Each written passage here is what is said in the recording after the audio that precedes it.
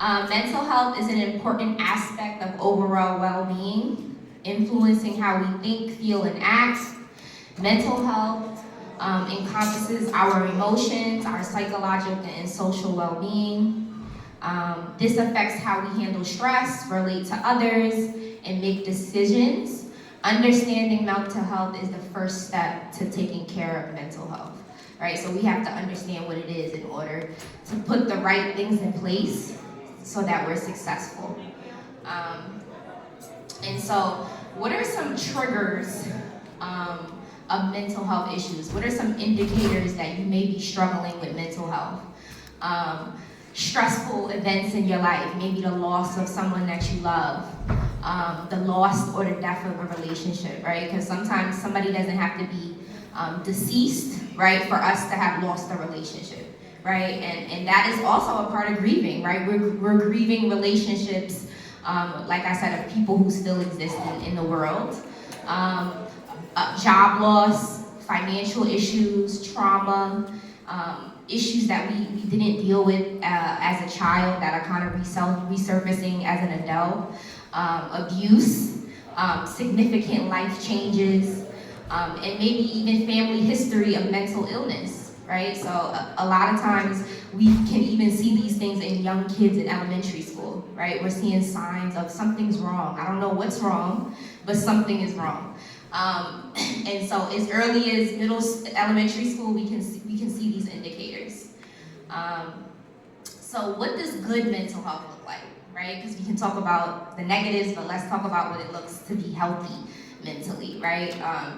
Being optimistic, right? Being able to kind of balance life stressors and issues. Having a sense of purpose and a sense of belonging, right? Because it doesn't matter how old we are, right? From middle school to adulthood, we really want to feel a sense of belonging, right? That we have friends, that we have purpose, that people love us and care about us. The ability to show empathy and compassion to others. Being optimistic. Feeling connected to others. Stable relationships with others. Those are all good indicators of mental health. What are some indicators that I or my child may be struggling with mental health? Some indicators are pulling away from people and usual activities, right? You're starting to isolate yourself. Feeling numb or like nothing matters, right? That kind of feeling of purpose is not really existing for you. Like, what am I here for? What is my purpose in life? Feeling hopeless or helpless. Experiencing severe mood swings, thinking of harming yourself or others, the inability to perform daily tasks. Maybe you're noticing that now I sleep for most of the day. I don't have a lot of purpose. I don't feel connected to anyone. Those are all indicators that I need to get help, right? One of the things that I think about is, what is faith without work? Right, so we can have these tools in place, but we're not utilizing them, right? We can have resources, but we're not tapping into them. And so this idea that there's resources available and you're using them, very, very, very important. And what can I do to address my mental health issues, or if you're finding yourself struggling with mental health, what can I do? What can I do? Practice gratitude, right? Practice gratitude. That means focusing on the things that are present in your life that are giving you purpose, right? Honing in on those things and appreciating those things in life. Trying to relax, right? Doing things that you enjoy, whether that's exercising, whether that's journaling, whether that's taking moments of mindfulness. Great regular exercise. Now, I'm not a big exerciser, but I like to take walks sometimes, right, to clear my mind. So that's something that you guys can do and utilize, right? Moving your body, eating healthy regularly, and staying hydrated, staying connected to your loved ones, focusing on positivity, right? Because when we're in these spaces where, negativity is at the forefront, we kind of have to find those things and hone in on those things that are positive and do reflect positive things in our life. Talk to a professional. Talk to a professional. That's a big one. I think because a lot of times we don't utilize resources, or we don't feel like anybody will understand or connect to what we're going through.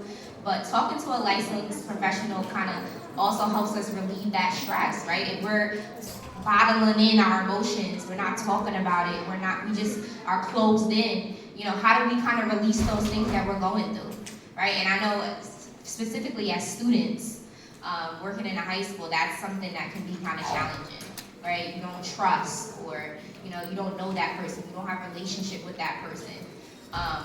But like I said, bottling those emotions in, it doesn't help you either, right? So kind of finding that person that you do trust and you do have rapport with to kind of help you through whatever you're going through. Setting goals and priorities, right? Setting boundaries with people, letting them know this is what I can do, this is what I can't do, being open and willing to say no when necessary, right? What else did I say? Let's see. So now would be a good time for questions. We've gotten a mouthful. A little overview. So, any questions? No questions? Yes. All right, we have. How do you, as a parent, how Yeah. do you help your children, deal with some of these stresses that Sure. may come along? Yeah. I think for the most part, what I always acknowledge and just encourage parents to do is seek counseling for your child. Seek counseling for your child. Because a lot of times they don't feel comfortable expressing what they're going through. They just don't. Even as a parent, right? It could be so personal, or it could be something that they may feel that you don't agree with, right? A lot of times in schools, sometimes it feels like that school is that safe place, right? Because even though you're their parents, sometimes they don't feel comfortable having these conversations with you. And I also want to acknowledge that process of finding someone who works well with your kid is a process in itself, right? Because your kid may go to a therapist and say, I don't like that therapist, right? That therapist doesn't understand me. And so just allowing your kid to understand that this is a process like anything else. When you're learning a math equation or you're learning math in school, it's a process. You don't always get it on the first try. So kind of understanding that that's the same process when they're finding a therapist. You may come across somebody the first time and there's no connection there.